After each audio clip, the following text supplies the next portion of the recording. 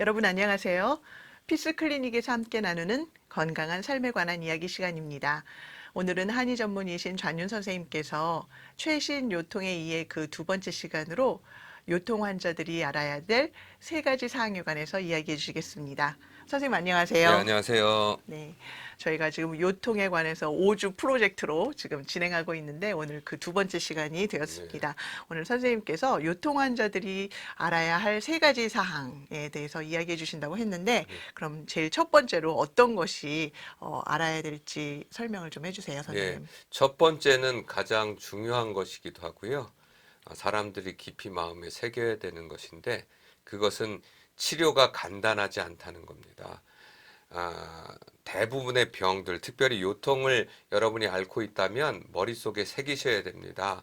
어떤 의사나 어떤 약이나 어떤 수술적인 방법으로 간단히 요통을 해결할 수 있습니다라고 하는 것은 다 사람들을 자기 병원으로 끌어들이기 위한 광고 수단일 뿐입니다.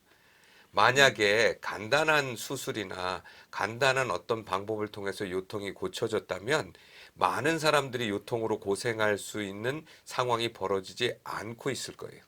그런데 현대는 점차적으로 요통 환자가 늘어나고 있습니다. 그 이유 중에 하나가 세 가지, 여기 안에서도 세 가지를 기억하셔야 하는데 첫 번째 말씀드리고 싶은 것은 모든 병원의 치료는 경제적인 것과 연결이 돼 있다는 사실입니다. 약이 발견돼도 혹은 수술적인 방법이 발견돼도 그것이 현실적인 방법에서 얼만큼의 효율성과 안전성을 확보해서 그것이 실현될 수 있는가가 통과돼야 됩니다. 네, 네. 그 방법이 비싼 비용을 들인다면 그것은 통과되지 않아요. 따라서 어떤 치료나 방법이 대중화되기 위해서는 그 방법이 경제적인 것과 연관돼서 수정이 되기 시작을 해요. 그래서 실제로 대중에게 소개될 때는 그 효과가 많이 감에 있는 경우가 많아요. 경제적인 것 때문에.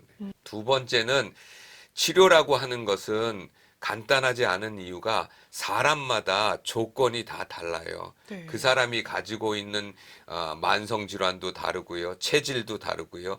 몸무게도 다르고 혈행의 속도도 다르고 유전자적인 소인도 다 다릅니다. 다른 사람이 앓고 있는 그 요통이 과연 다른 조건에서 요통이 발생됐는데 그것이 간단하게 일반인이 원하는 대중적인 원칙으로 치료한다면 그것이 말끔하게 나을 수 있는가 하는 문제입니다. 절대로 그렇지 않습니다. 그리고 세 번째는 인간은 요통을 앓게 돼 있는 구조를 갖고 있어요. 아, 대부분의 포유류는 요통을 갖지 않습니다. 왜냐하면 대부분의 동물들은 요추 전만을 갖고 있어요.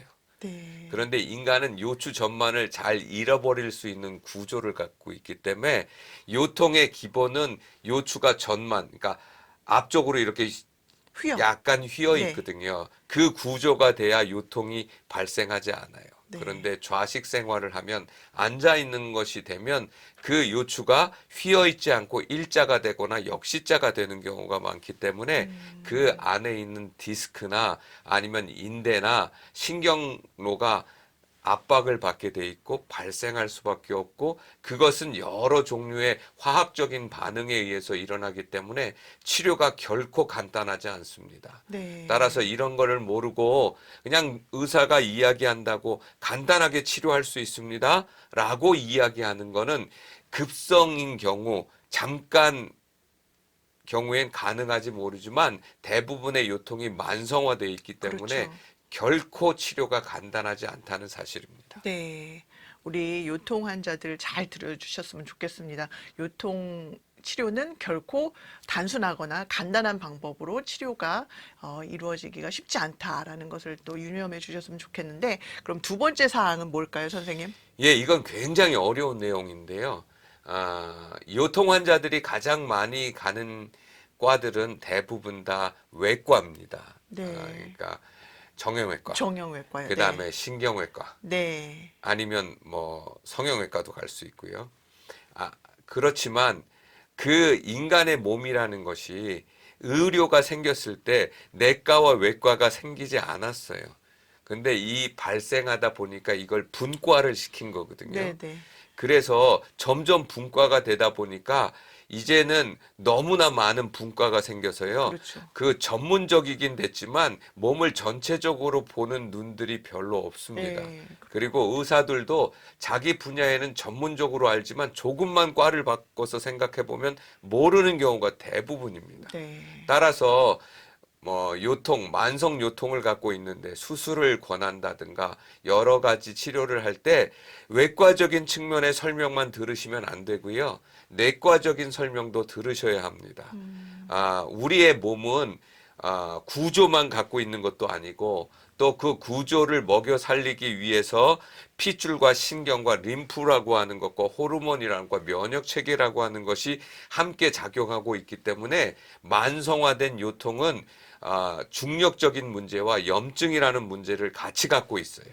따라서 만약 수술을 권하는 환자가 있다면 다시 한번 내과 선생님에게 가서 네. 물어볼 필요가 있어요. 네. 내 병이 이렇게 디스크에 염증이 있는데 꼭 이것이 수술을 할 수 있는 건가? 아니면 이 염증을 줄인다면 지금 내가 고생하고 있는 통증을 줄일 수 있는 방법은 없습니까? 선생님마다 또 달라요. 네. 정형외과 선생님이 이야기하는 것과 재활의학과 선생님이 얘기하는 네. 것과 신경외과 선생님이 얘기하는 게 다르듯 이렇게 내과적인 측면과 외과적인 측면이 달라요. 또 여기에서 또 양방에서 보는 측면하고 또 한방에서 보는 측면이 또 다릅니다. 네. 따라서 요통을 바라볼 때는 어떤 한 과의 측면만 바라볼 것이 아니라 종합적인 생각들을 해보시고 내과 선생님, 외과 선생님, 한의사 선생님, 더 나아가서는 물리치료사 선생님, 재활의학과 선생님, 심지어 만성 요통을 일으키는 원인 중에 하나가 스트레스라고 하는 부분들이 있거든요. 네. 그래서 저 같은 경우에는 뇌과학을 굉장히 중요시 여깁니다. 요통 환자들이 많은 문제를 갖고 있는데요. 제가 치료한 요통 환자는 한의원이다 보니까 대부분 다 불면증을 갖고 있고요. 소화불량을 갖고 있고 면역계 질환이나 신경계 질환을 갖고 있어요. 근데 이런 문제들이 대부분 다 두뇌에서 문제가 일어나는 경우가 되게 많이 있습니다. 네. 따라서 어떤 문제를 볼 때 한 선생님의 이야기나 한 과의 이야기에 치우치기보다는 종합적으로 설명을 듣고 그것에 대해서 판단을 하면 좀 더 나은 치료를 받을 수 있고요. 네. 의학은 언제나 최신 것에 맞추셔야 합니다. 옛날에는 수술을 많이 권했지만 지금은 비수술적 치료들도 많이 발전돼 있고요. 또 약물 치료보단 레이저 치료도 할 수 있는 것도 있고요. 또 거기에 특별히 또 한의적인 측면이나 기능의학적 측면에서는 우리 몸의 염증의 문제를 항산화라는 개념과 그다음에 장의 문제를 해결함으로써 염증을 줄일 수 있는 방법도 있고 네. 구조적으로 바꿀 수도 있고요.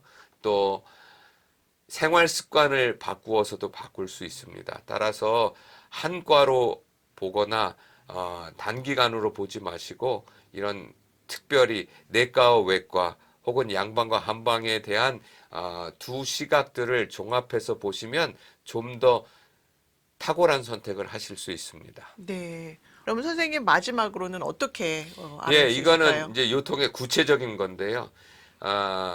요통 치료의 핵심은 자세와 생활 교정에 있어요. 그런데 희한하게 유튜브에 가끔 보면 전문의가 아닌 사람들의 하는 말은 운동을 굉장히 강조해요. 요통은요, 운동에서 좋아지는 질병이 아닙니다. 그 요통의 핵심은 디스크에 있거든요. 네. 근데 그 디스크에 압력을 높이는 쪽으로 운동을 하면 오히려 더 문제가 되는 경우가 많아요. 따라서 이 문제를 해결하기 위해서는 우리 몸을 좀 이해하셔야 되는데 우리 몸은 이렇게 무게를 들 수 있는 근육을 통해서 힘을 쓸 수 있는 근육이 있고요. 우리 몸의 자세를 바로잡는 근육이 있어요. 그런데 요통의 치료의 핵심은 이 자세 근을 얼마나 제대로 회복시킬 수 있는가에 갈려 있는 겁니다. 네. 그래서 요통은 운동으로 치료되지 않아요. 음.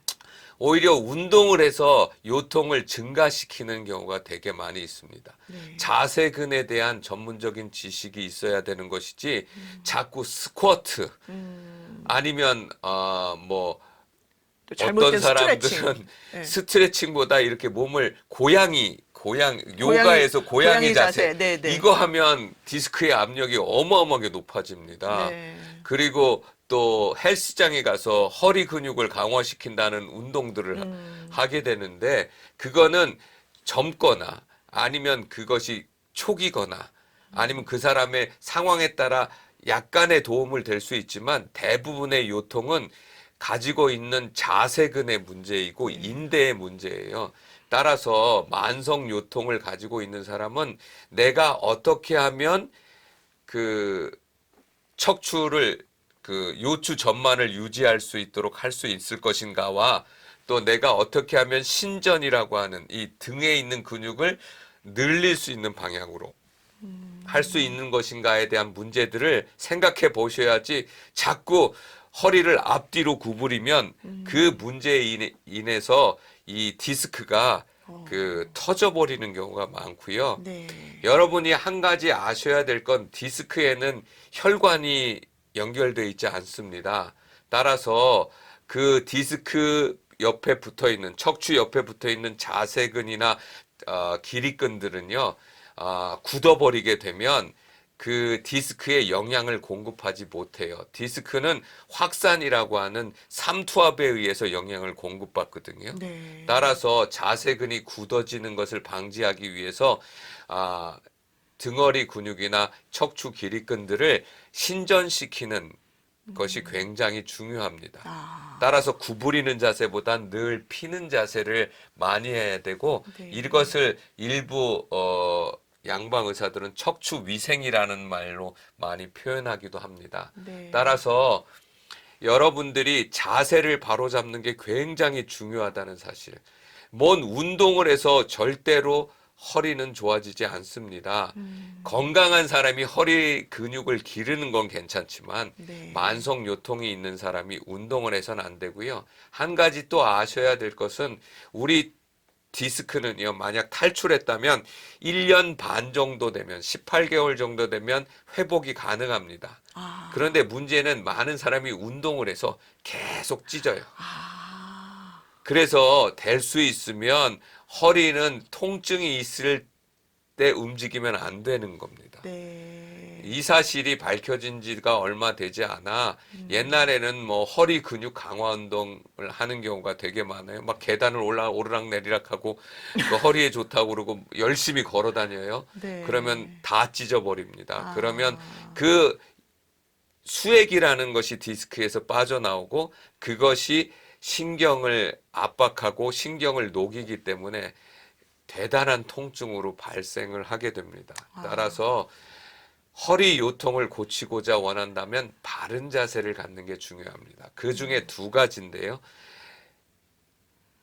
척추를 여기 있는 요추 전만을 유지하셔야 되고 그 다음에 목도 경추 전만을 유지하셔야 돼요. 역시자를 유지하셔야 되고 흉추는 C자를 유지해서 우리 몸을 무게를 견딜 수 있도록 우리 경추는 역시자를 갖고 있고요. 네. 우리 흉추라고 하는 가슴의 등은 반대로 C자를 갖고 있어요. 네. 그리고 요추는 반대로 다시 역시자를 갖고 있어요. 네. 따라서 이 구조가 잘 조화롭게 할 수 있도록 신전 운동을 많이 해줘야 되고 그 특별한 것, 저 같은 경우에는 요추 전만을 유지하기 위해서는 견갑골이라고 그러거든요. 네. 가슴뼈라고 하는 이 것들을 바른 자세의 위치에 놓게 되면 요추 전만이 이루어지고요.